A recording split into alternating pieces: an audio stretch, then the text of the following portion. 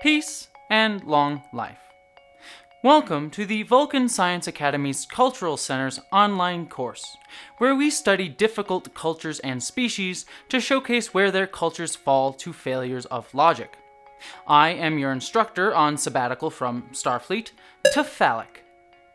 Now, if there are any humans watching, I would please ask that you not, as you would say, giggle at my name. I find it quite displeasing. Today, we will be continuing our anthropologic discussion of humanity, one of the Federation's most illogical species. This is indeed the same species that nearly universally decided to make Sunday brunch a thing. Highly illogical and yet deeply fascinating. Last week, we looked at the illogical media preferences of humanity's early 21st century, such as how humanity's greatest works of art at the time were considered to be the collected works of one Nora Roberts, as well as a man called Tom Hanks. And the most reviled yet discussed works of fiction were movies about space wizards fighting fascism. Humanity never ceases to fascinate. As the great Vulcan philosopher Toplath hath stated, logic is the cement of our civilization with which we ascend from chaos, using reason as our guides.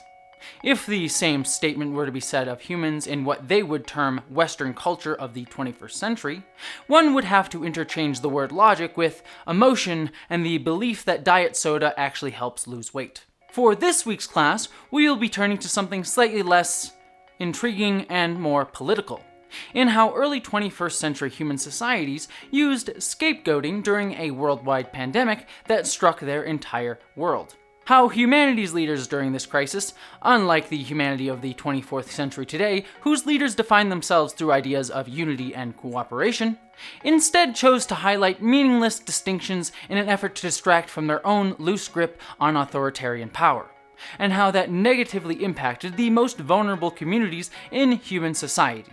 Despite, again, everyone being human and differences being irrelevant outside of increasing humanity's ability to come up with more diverse idea sets when incorporating these communities into the larger whole.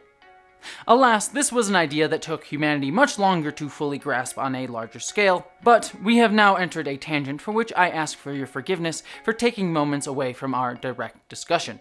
I shall properly ruminate on this during the next Cal Rec. Indeed, let us move forward to our actual discussion. Now, we will begin by discussing a moment in human history that deeply hurt and affected many humans, perhaps your ancient ancestors. It is perfectly understandable and natural that any life forms that showcase emotion may wish to bow out of this video at this point. While we will be looking at this in a purely scientific manner, it is difficult even for a Vulcan like myself to stay completely logical in the face of such baseless lack for understanding for infinite diversity in infinite combinations. That being said, we will now move on to the actual discussion. Now, please keep in mind that the following discussions of how different vulnerable communities were affected during the COVID-19 pandemic is, as a 21st century human philosopher by the name of Shiv Stives stated, is by no means a complete list. Now, I will begin by playing different videos from humanity's past. Donald Trump has once again blamed the outbreak of coronavirus on China. A photographer from the Washington Post captured notes from the US president's press conference showing the word corona crossed out and replaced with Chinese. Mr. Trump has faced accusations of racism over the use of the term, both from China and a growing chorus of American politicians, journalists and experts as well. They say it will ramp up tensions and encourage racism against Asian Americans. The president has repeatedly defended the label, saying it's accurate. Yes, during the early days of the COVID-19 pandemic, the president of the human nation-state, the United States of America, who we here at the Vulcan Science Academy recently discovered was accidentally transfused with Cheeto dust instead of blood in his youth, attempted to blame another nation-state of China, where the virus originated, for the disease. While China's initial handling of the virus was far from perfect, it seems most illogical to blame the occurrence of a disease that has no political motive on a political entity. Of course, this did not stop President Chester Cheeto, from attempting to throw blame onto Chinese people in an attempt to galvanize his more racist-minded base. This disgusting act led directly to an increase in hate crimes against Asian Americans. Over 150 hate crimes were reported by March 23rd of the year 2020 against Asian Americans, including people spitting on Asian Americans. I'm sorry, what? Humans spit on each other during a pandemic over something as inconsequential as rape. I'm sorry, excuse me, I'm sorry. Apologies, I lost my composure there for a second. My apologies. Let us just move on to another story. During the coronavirus pandemic, the United States passed the CARE Act, an act that promised to care for its citizens, giving them $1,200 in one stimulus payment that many rich senators believed would last Americans 10 weeks, despite it not even covering 1 month's rent for most Americans. I think the entire package provides economic relief overall for about 10 weeks. The CARES Act also gave money to small businesses, as long as that money wasn't actually given to big businesses looking for a quick buck by banks that would rather loan to bigger businesses anyways. But if a small business was to actually try and get this money, they would find that many people and businesses were excluded by the nature of them being sexual in nature. Indeed, the CARES Act stated that any business that had, quote, live performances of sexual nature, end quote, or, quote, derive directly or indirectly more than de minimis gross revenue through the sale of products or services, or the presentation of any depictions or displays of prurient sexual nature, could not receive a business loan. Never mind that many of these businesses were completely legal, such as sex toy sellers, or even legally run strip clubs, or the fact that many women, or even human men, supported themselves through such work, which was again legal. And even illegal sex work in the United States had a long history of being unfairly made illegal during the United States because of its puritanical roots. This left numerous businesses during the COVID pandemic without support. I'm sorry, I'm confused. I thought all humans loved sex. I mean, every single one of my human coworkers in Starfleet is continually talking about it. Even Vulcans have sex. Yes, it may be every 7 years, but it would be entirely illogical to not spice things up in the bedroom. What do you think those big pole things during our ceremonies are for? They aren't just for sparring, that's for sure.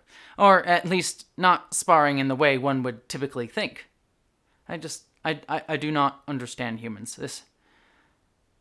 I'm sorry. Again, apologies. I will move on to our next story. I'm having a confusion of logic. Whether you're talking about Michigan, where 33% of cases but 40% of deaths have occurred in African Americans, or Illinois, where 29% of cases but 42% of deaths were in blacks, COVID-19 is causing a higher rate of deaths in African Americans.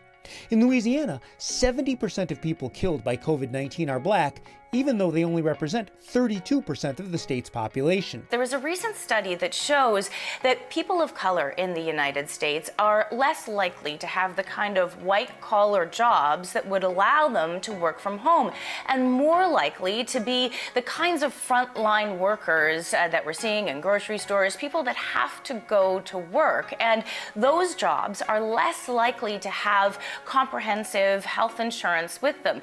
This is where issues such as racial wealth and income inequality really come to the fore. African Americans don't have, on average, the type of cushion that allow them to weather these sorts of economic catastrophes. Even during a pandemic, Americans continued to rely on systems that disproportionately left Black Americans, as well as Hispanic Americans, without care, including insufficient testing, leaving these most vulnerable communities at risk of infection and death. Logic.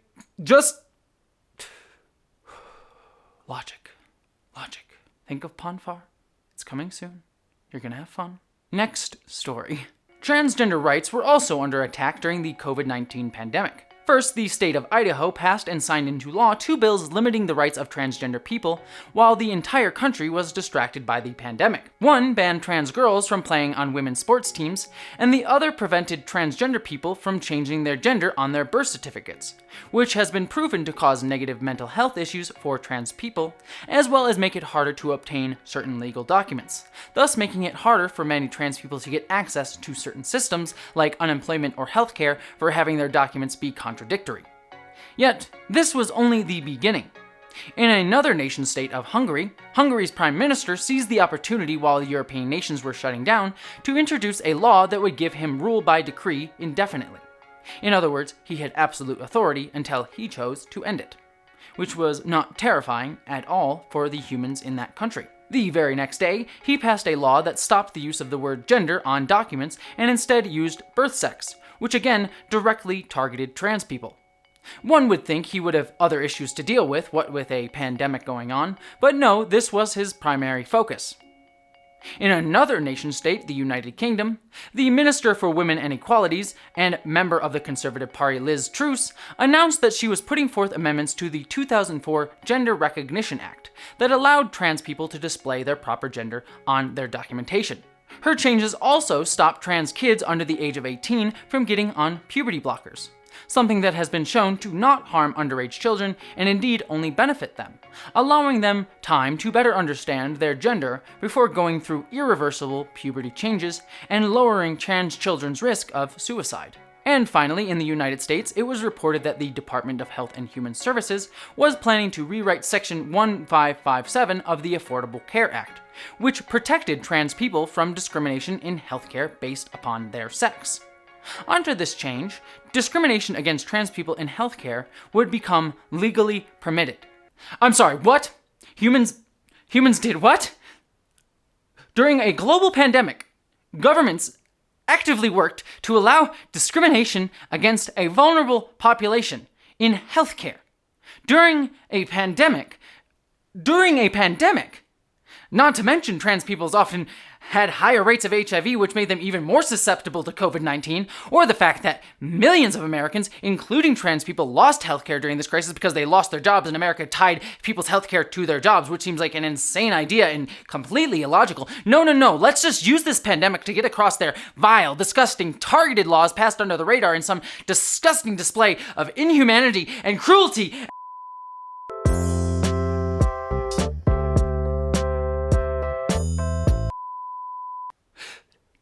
My apologies. I seem to have lost my ability to maintain my air of logic. When faced with such astounding illogic and cruelty, it's hard to keep oneself calm and collected.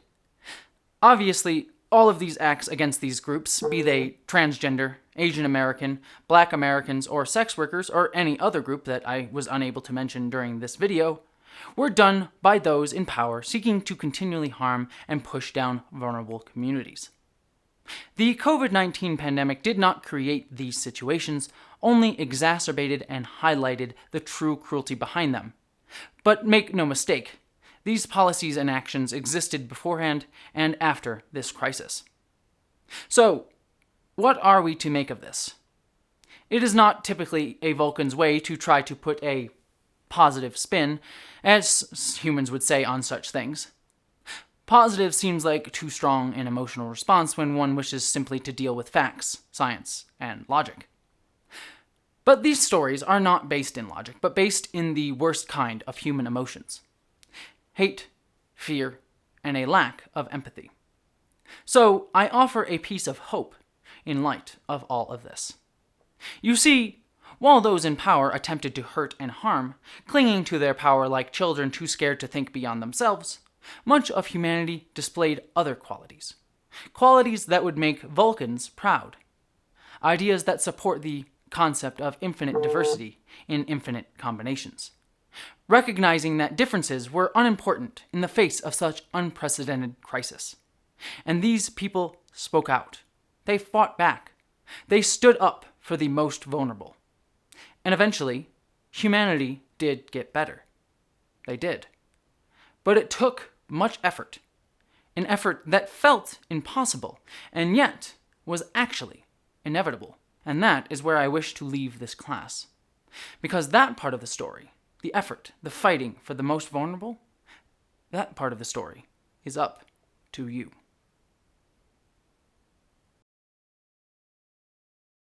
Thank you so much for watching this video. I hope it was most illuminating and logical for all of you. It would be most logical if you decided to hit the subscribe and thumbs up button on this video, as it would help the most illogical YouTube algorithm help this video get seen by more educating humans like yourself.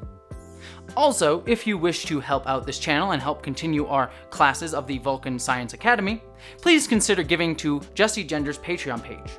She also recently lost her full-time job, so any help over there is greatly appreciated in helping her pay her bills during this current crisis. But regardless of if you can help on Patreon or if you subscribe or upvote, I just found it most logical that you join me today, and I hope that you, as always, live long and prosper.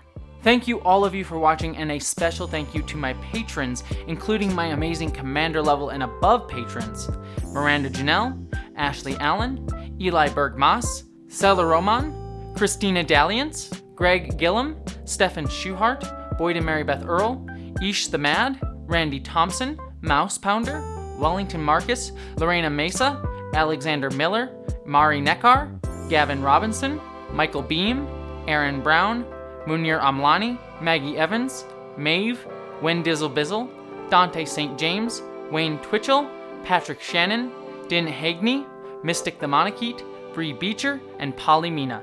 All of your support means so much to me right now, so thank you to all of you.